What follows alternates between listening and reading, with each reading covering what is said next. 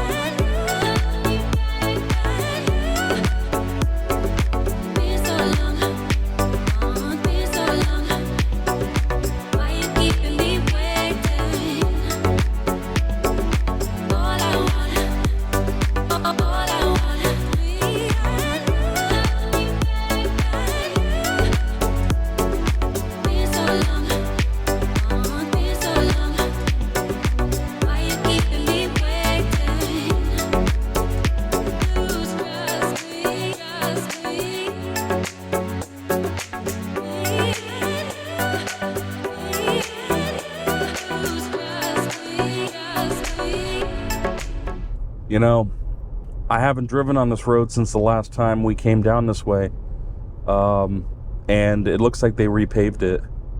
It is completely smooth and silent. I'm actually talking about, you know, if you guys were right here, I wouldn't be talking very loud, but the last clip that I just shot, I was on the old road surface, and it was significantly much more road noise. Right now, I'm going 60 miles per hour. You guys can see that, you know, it's a smooth new surface, and they still have some of the construction signs up, but I really like the way this road turned out.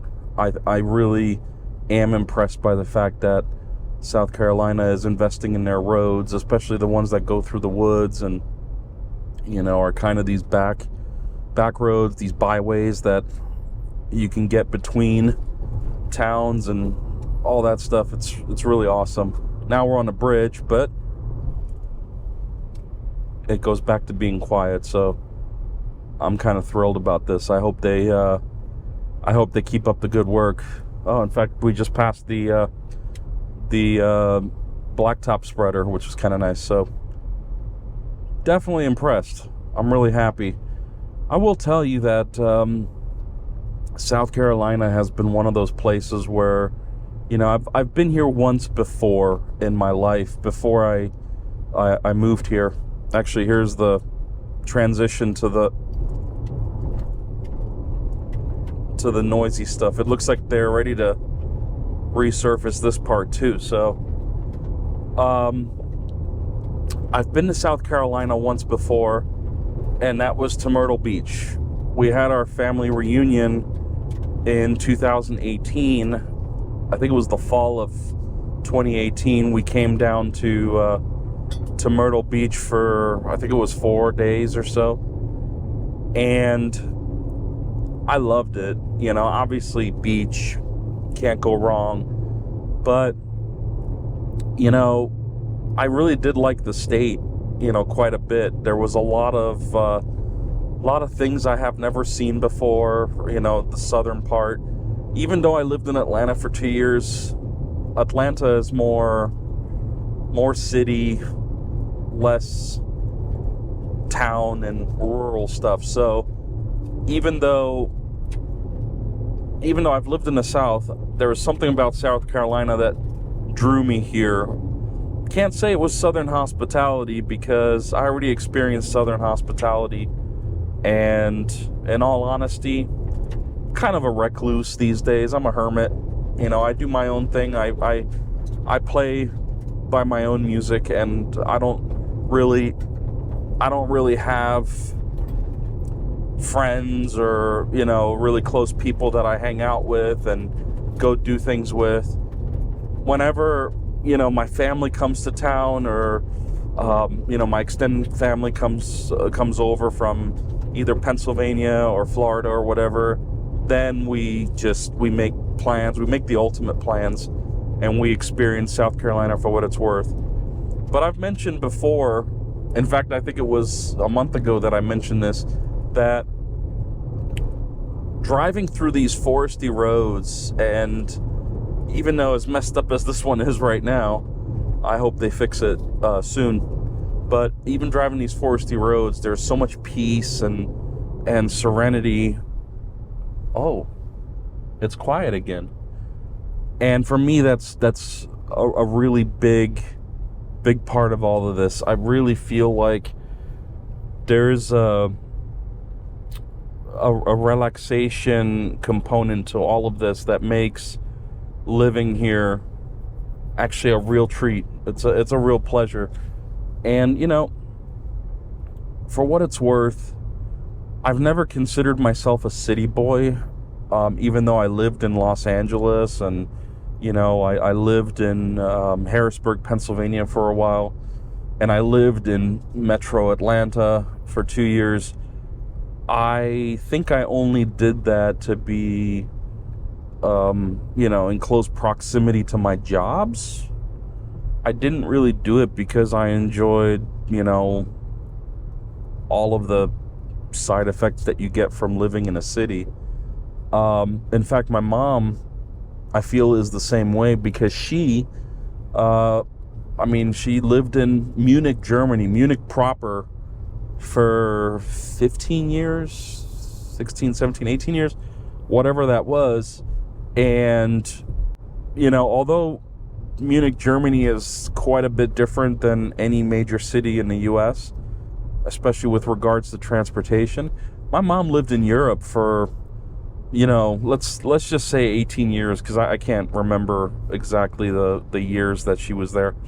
But she lived there for 18 years, not once owning a car. She never owned a car there, and she was able to do everything from full-time jobs to, recreation, to traveling, whatever she wanted to do, vacations. And it really just is impressive. But then she moved here. Well, she moved to California. She lived in Los Angeles for another 18 years. And her health just bottomed out.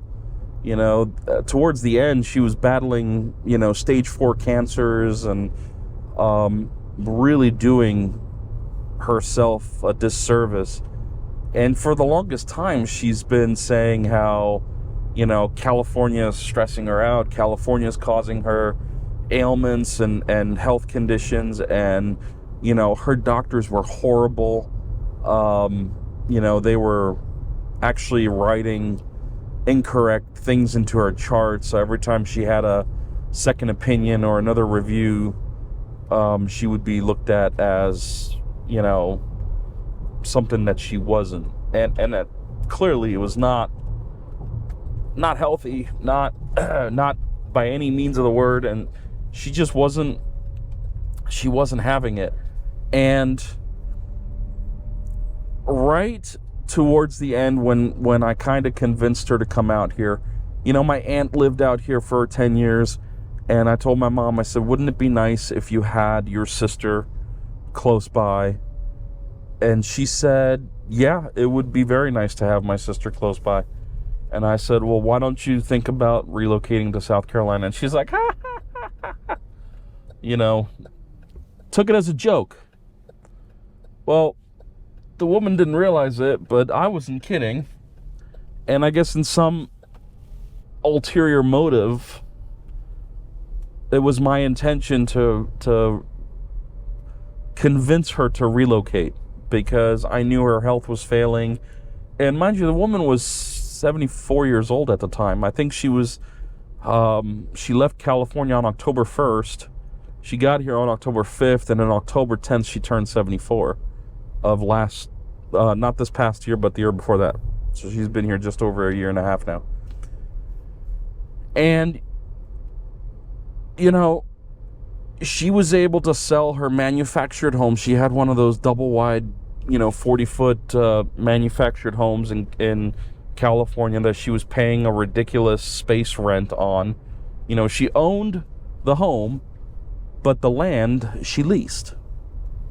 And it was a senior park. It was a 55-plus park. And they charged, hundreds and hundreds of dollars, if not thousands of dollars towards the end to rent the gravel that your home was standing on. So she was able to sell it. Get this. She sold it for enough money that she bought a 2-story house here. 2-story house. 2.5 if you count the crawl space, because I can stand in the crawl space. I think the crawl space has a 7-foot ceiling, so I don't think it's considered, livable or hospitable, but it's your home. You can do whatever you want. She uses it as a cellar, as a, some storage. She puts her tools and spare parts down there. But get this, the woman relocates. We rent her a 26-foot U-Haul, load her up, pack her house up, get her out of here. My uncle, her sister's husband, so her brother-in-law, flew out. I picked him up. Actually, my brother-in-law picked him up.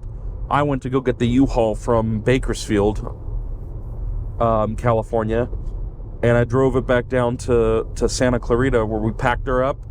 And my uncle, who's a commercial driver, he's a bus driver, he went and drove this 26-foot U-Haul across the country with my mom and her dog, her little pug, in the cab of the truck. And you know what? They were also towing my mom's Toyota car. I think it's a Solara that my mom didn't want to sell because it's old as hell, and she loved it. So, be that as it is, she made it out here. But here's the point of the story. My mom was about to cross her finish line, if you know what I mean. Like, she was battling all sorts of diseases, health issues. She had chemotherapy, which was apparently not necessary, because they were able to remove all of the cancer that she had. And, it was one bad decision after another. And her medical professionals were really, I will say it, they were idiots. They were careless, heartless idiots. And if I had any form of resources, or if there was any sort of protection mechanism in this country against healthcare, I would have sued them. I would have, done everything to make sure that none of those people that ever touched my mother, health-wise or otherwise, will ever touch another patient again. That's how much anger and hostility I still to this day have against what those idiots did to my mom. Now, getting past the rant, my mom drives out here. It took her 5 days. I made sure that she stayed at all the nicest hotels I could find with the decent beds and everything. And I used, I think, 120,000 of my points that I had for for Hilton, and we managed to set them up with decent rooms and kitchens, nice bathrooms or whatever, and they were able to make it across the country without a single problem. She gets here, she's super tired, she's exhausted. After all, this woman was almost at her finish line in California. Let me tell you something. Within the first 10 days, her health started turning around. I'd say within the first month, she already started getting rid of some of the medications that she was on. She was able to control her blood pressure naturally without any pills. She was able to get rid of a whole bunch of medication since then. And this woman undertook, at the age of 75, she undertook the complete modernization and renovation of her current house. Now, I know you guys saw her house, the red house, in some of the last videos that I did when I went to her house. But what you don't know is what the place looked like before she bought it. The house was on the market for years. It was off and on the market. And before, the owner, who was, by the way, 100 and some odd years old, 106 I think she was. We don't know if she's still alive or not, but she was trying to sell the house for ages, and it was just too expensive, and nobody could really afford it. Also, the neighborhood was kind of run down and like really old and broken. And my mom bought the house. It was converted into 6 apartments, I think she said. It was originally built for a couple back in the 40s, I believe. And the woman ordered the house to be designed and built a specific way, and the house was built. And then when I guess that woman's husband passed away or whatever, I don't know what her family situation was, that home was converted into a rental, but for multiple families. So like the upstairs was 3 apartments. The downstairs, I think, was 3, maybe 4 apartments. There was a central kitchen that you would share. Bathrooms, whatever, they were all shared. And my mom ripped all of that out. She ripped this house down to the bones, redid the floors, redid the windows, and she did it by herself. Some of the things that were super heavy, trying to install, maybe I think she did the kitchen counter, that she had some help with. Kitchen cabinets she had some help with. But she designed all of that for herself. She went through and went to Home Depot, bought all the materials. This woman's got a tool shed. Yes, my mother has a tool shed. I think she was a carpenter in her old life, because she actually does a really good job. And I feel the need to point out that double wide that she had in Santa Clarita, California, was the same way. She bought it for a couple grand, whatever it was. It was run down. It was 30 years old. That home was manufactured the same year I was born. And until my mom moved into it in 2000, I think it was 4, it was just run down. Like, the house was just, 40-year-old fridge from the 70s, whatever. A dishwasher that did not wash the dishes, floors that were sunk in, because the subfloor was collapsed, carpets that look like they've been in there since day one. You're talking about a lot of nastiness, inside and outside. This woman did a new roof. This woman replaced all the walls. In fact, when I moved out there in 2005, Halloween of 2005 is when I arrived to California. I lived with my mom for the first few months until I could get my job and and start, earning a decent wage that I could afford to live on my own. But for those first 3 or 4 months, I helped my mom. We were doing the outside walls at that point, and she had peeled all the walls off. And, in California, it doesn't rain, so it's really easy to do these kind of projects. And, ensure that the walls are dry on the inside, whatever. She went to town, and she didn't stop there, because before I got there, she had already handmade the floors. She did a wooden lattice out of pieces of wood that she had cut to size, and she had arranged them into this pattern that she put together. She, stained it or whatever it is. I don't know what the process is for floors. She laid tile in the kitchen. She wallpapered the bathrooms. She replaced the boiler, the hot water heater. This woman has done so much work on 2 houses that it's not quantifiable. I cannot believe the amount of work and effort that she has put in to modernizing 2 homes back to back.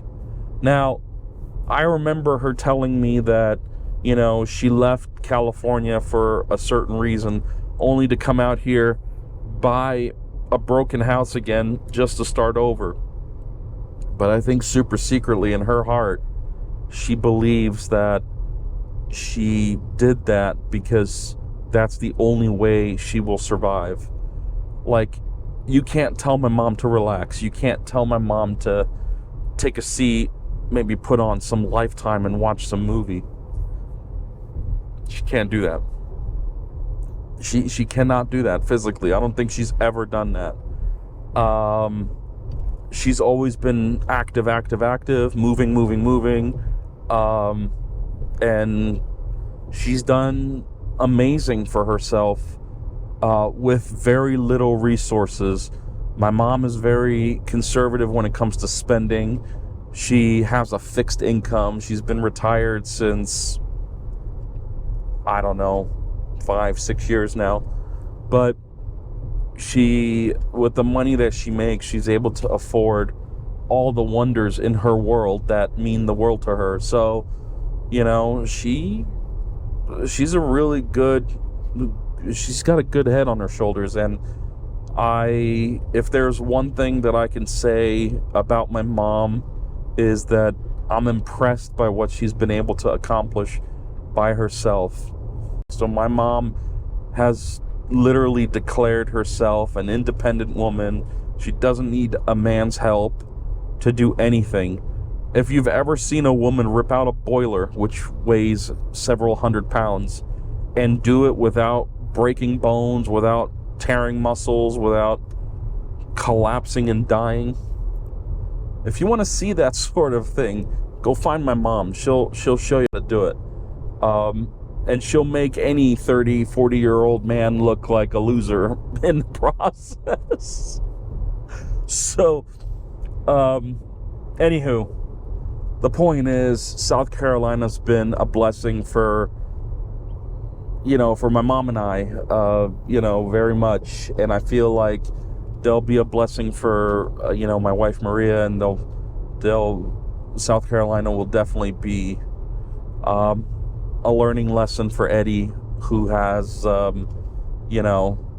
long time to go with schooling and education. And he just finished his 4th grade year. So I think he did great.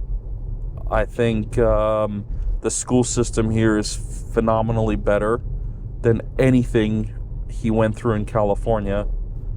And I feel like he's going to make a lot of progress here. And I see a successful boy being raised in South Carolina. So I'm grateful. So we are here. We're getting on the 26 east, heading to Columbia, and we've got about another, half hour or so to go. And I'm gonna let Super Cruise do the driving. So you guys enjoy the driving footage, and I'll catch up with you guys down there. All right. See you soon.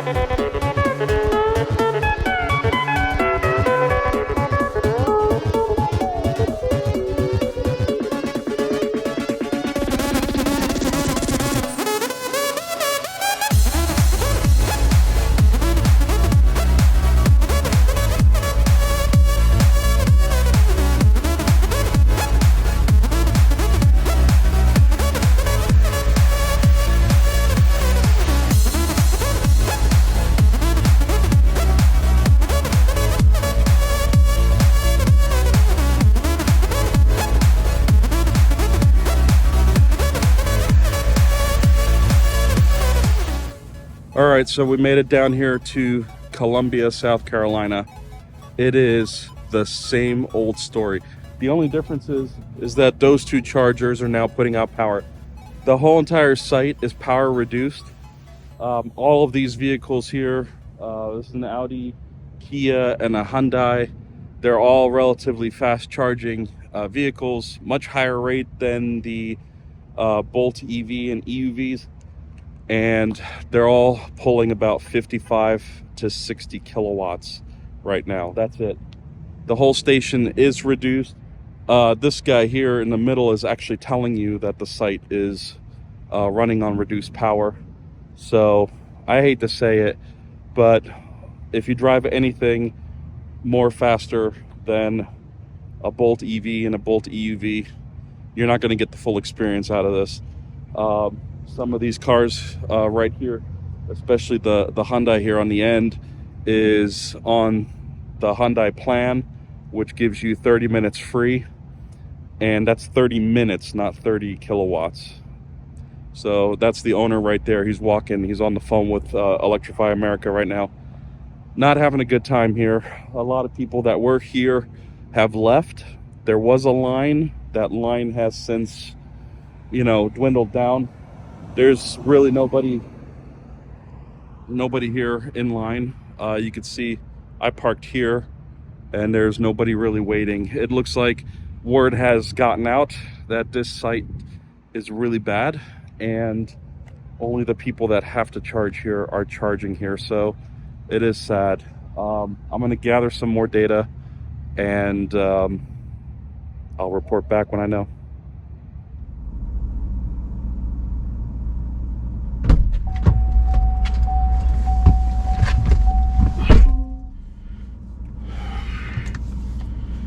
Okay. Can you guys already tell by my facial expression how I feel about this place? If not, I'll clue you in a second as soon as I get my seatbelt on. So,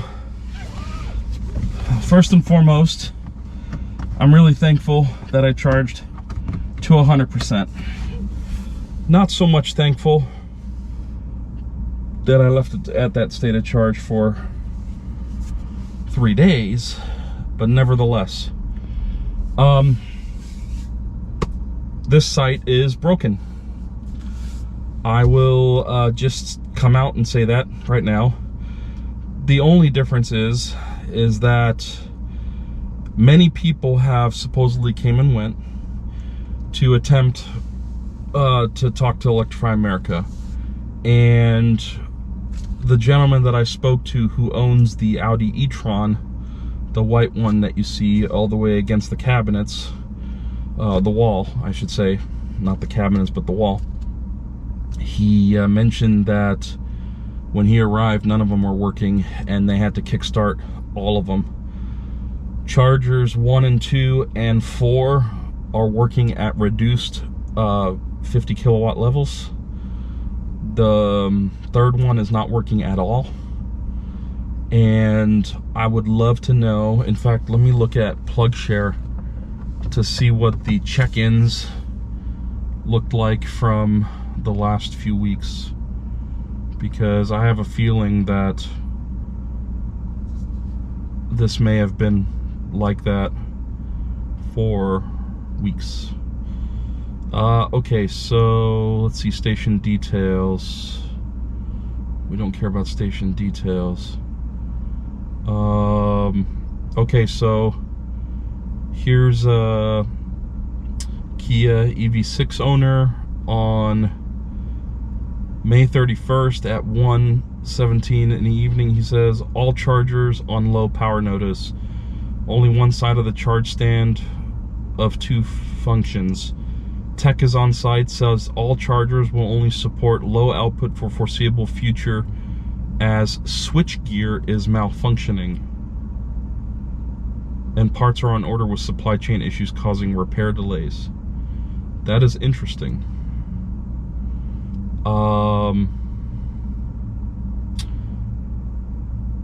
Somebody else the same day, a few hours prior to that, says, unfortunately, this is the fastest option in the Columbia area near the highway.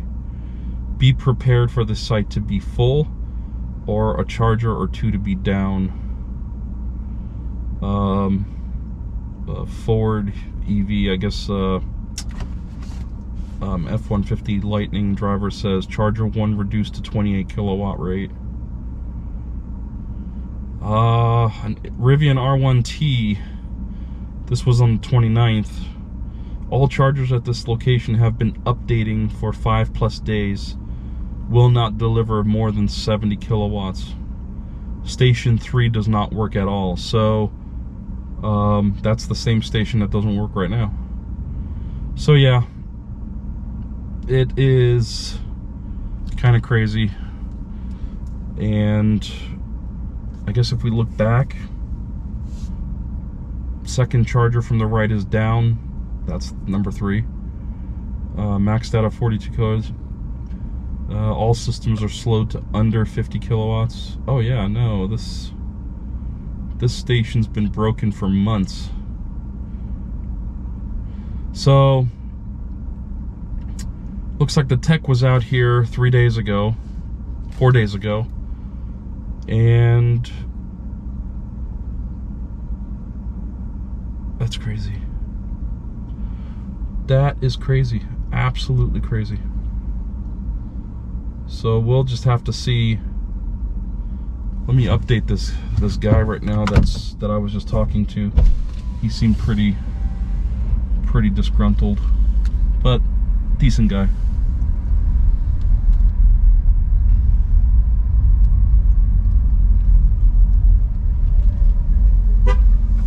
So I just looked at PlugShare.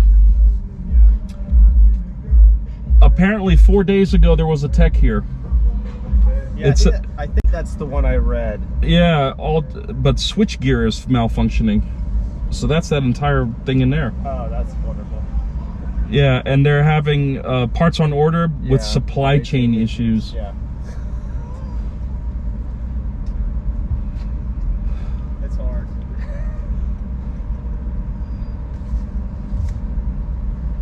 Everything is supply chain issues. I mean, I don't even know what to say to that at this point. Yeah. Can't flush the toilet, supply chain issues. Yeah, I looked at some of these comments going back 2 weeks. Yeah. Nothing's changed. So this site's been broken for weeks, if not months. Yeah. Even before I came down the first time. Some of these go back into April. Like charger number 3 not working. Number 3, which is this one. Yeah. Limited to 28 kilowatts, some of these. Oh, wow. Then the one you're on here, maxed out at 98. Maxed out at 75, maxed out at 84. I guess it just depends on what kind of vehicle plugged into it. Yeah. But that's all this one. Yeah. I think we stopped here this morning just to get to the fields, and I think it was at 82. And then this time I think the max out was like 57, 58. So It's at 50 something right now, right? I think 54. That's crazy. 52. That literally would not max out this car. Yeah. This one has a 55 kilowatt charging maximum.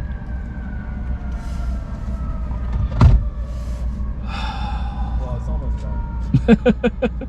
Well, enjoy your drive. All right. It's a nice car. Thank you. Yeah. Have a good one. Have a good one.